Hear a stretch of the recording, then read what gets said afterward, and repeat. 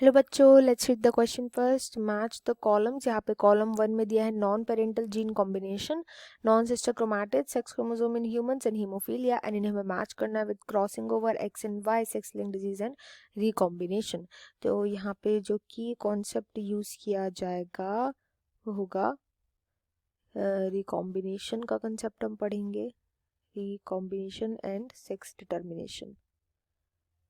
Sex determination along with the options, इनको हम समझेंगे जैसे जैसे ऑप्शंस करेंगे। सबसे पहला आता है नॉन पेरेंटल जीन कॉम्बिनेशन। तो होता क्या है कि जब हमारे पेरेंट्स, देखो हम हमारे पेरेंट्स से हम काफ़ी अलग है, राइट? तो हमारे अंदर ये जो जीन्स आए हैं, अलग जीन्स हमारे पेरेंट्स के अंदर, ऐसा कैसे हो सकता है? तो ये सवाल साइंटिस्टों के मन में उठा कि ऐसा पॉसिबल कैसे है कि हमारे अंदर जो जीन्स प्रेजेंट है वो हमारे पेरेंट्स से अलग जीन्स है।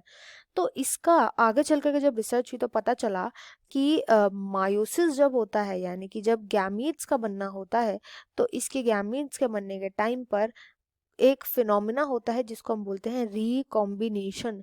रिकॉम्बिनेशन का क्या मतलब होता है कि जो हमारे जीन्स होते हैं ना, पेरेंटल जीन्स यानी मदर के एंड जो फादर के जीन्स होते हैं ना, वो रिकम्बाइन कर जाते हैं।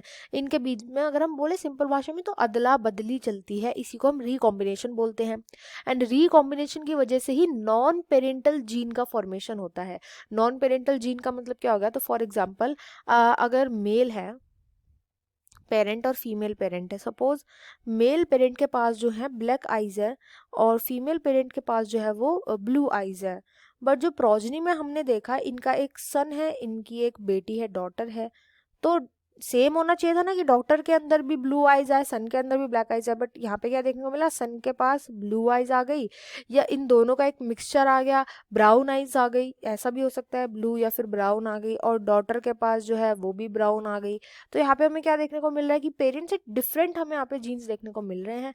ऐसा इसलिए होता है क्योंकि जब गैमीट्स का फॉर्मेशन हो रहा होता है तो रिकॉम्बिनेशन होता है, जिसकी वजह से जो जीन्स होते हैं वो रिकम्बाइन हो जाते हैं और हमारे अंदर नॉन पेरेंटल जीन्स आ जाते हैं। वो जीन्स जो हमारे पेरेंट्स के नहीं है वो आ जाते हैं। तो ये मैच हो जाएगा विद एस, रिकॉम्बिनेशन। इसके बाद आता है नेक्स्ट नॉन सिस्टर क्रोमैटिड्स। तो जो नॉन सिस्टर क्रोमैटिड्स होती है, नॉन सिस्टर क्रोमैटिड्स के अंदर क्या देखने को मिलता है? यही सेम मायोसिस की स्टेज में ही क्रॉसिंग ओवर एक फिनोमिना होता है। क्रॉसिंग ओवर का मतलब होता है कि जो होमोजाइगस क्रोमोसोम होते हैं, मतलब एक जैसे क्रोमोसोम बट डिफरेंट पेरेंट्स से आए होते हैं। तो फॉर एग्जांपल ये मदर का क्रोमोसोम है, ये फादर का है। होमोजाइगस का मतलब क्या होता है कि यहाँ पर अगर फीमेल जो मदर है, यहाँ पर अगर उसका हेयर के कलर का जीन है तो यहाँ पर फादर के भी हेयर का ही कलर का जीन होगा। ऐसी सारे जीन्स की जो लोकेशन होती है वो तो सेम होते हैं, बट जो वहाँ पे अलील प्रेजेंट है ना वो अलग अलग हो सकते हैं। क्योंकि अगर मदर के पास रेड हेयर कलर हुआ है, फादर के पास ब्राउन हुए, तो यहाँ पे अलग अलग अलील प्रेजेंट होंगे। बट होता क्या है, क्रॉसिंग ओवर के अंदर इन दोनों का ना ओवरलैप कर जाता है, ऐसे करके ये ओवरलैप कर जाते हैं एक दूसरे के साथ। और बेटर अगर पिक्चर बनाए तो इनकी ओवरलैपिंग हो जाती है एंड इसी को हम बोलते हैं क्रॉसिंग ओवर। ओवरलैप होने की वजह से क्या होता है, यहाँ पर जीन्स का एक्सचेंज हो जाता है, यहाँ पे जीन्स एक्सचेंज कर जाते हैं, जीन्स एक्सचेंज कर गए यहाँ पर। और क्रॉसिंग ओवर जो होता है वो केवल मायोसिस में ही देखने को मिलता है, माइटोसिस में देखने को नहीं मिलता। तो ये जो क्रॉसिंग ओवर हो रहा है ना, किसके बीच में हो रहा है? तो देखो ये होती है सिस्टर क्रोमैटिड्स, ये दोनों जो होंगी इनको हम बोलते हैं सिस्टर क्रोमैटिड्स। एक ही क्रोमोसोम की होती है ये सिस्टर क्रोमैटिड्स। बट यहाँ पर जो क्रॉसिंग ओवर देखने को मिल रहा है ये नॉन सिस्टर क्रोमैटिड है। देखो क्रोमैटिड्स के बीच में तो हो रहा है, पर ये आपस में सिस्टर नहीं है, सेम क्रोमोसोम को बिलोंग नहीं करती, तो ये हो गई नॉन सिस्टर क्रोमैटिड। सो ये बात हमेशा याद रखनी है कि क्रॉसिंग ओवर हमेशा नॉन सिस्टर क्रोमैटिड्स के बीच में देखने को मिलता है। तो ये पी के साथ मैच कर जाएगा।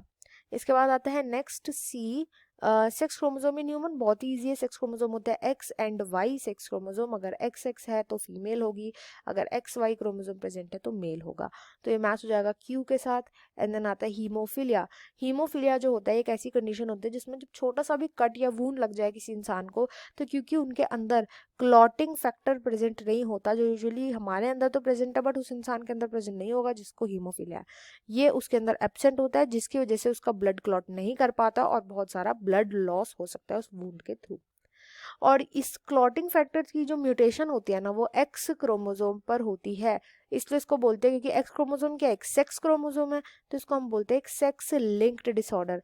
सेक्स लिंक्ड में भी क्या है, ये रिसेसिव कंडीशन में अगर होगा ना तभी देखने को मिलेगा। मतलब अगर एक डोमिनेंट ऐसा क्रोमोसोम हमारे पास प्रेजेंट है, for example x x chromosome है, ये वाला तो म्यूटेटेड है क्रोमोसोम जो है, बट ये वाला जो है ठीक क्रोमोसोम है, इसके अंदर कोई म्यूटेशन नहीं है, तो उस इंसान के अंदर हीमोफीलिया देखने को नहीं मिलेगा। जब तक दोनों के दोनों रेसेसिव कंडीशन में प्रेजेंट नहीं होंगे, दोनों के दोनों म्यूटेटेड नहीं होंगे, तब तक उस इंसान के अंदर हीमोफीलिया देखने को नहीं मिलेगा। तो एक सेक्स लिंक्ड डिजीज है, सेक्स लिंक्ड रेसेसिव डिसऑर्डर है, तो ये आर के साथ मैच हो जाएगा एंड इस क्वेश्चन का राइट आंसर होगा ऑप्शन 2।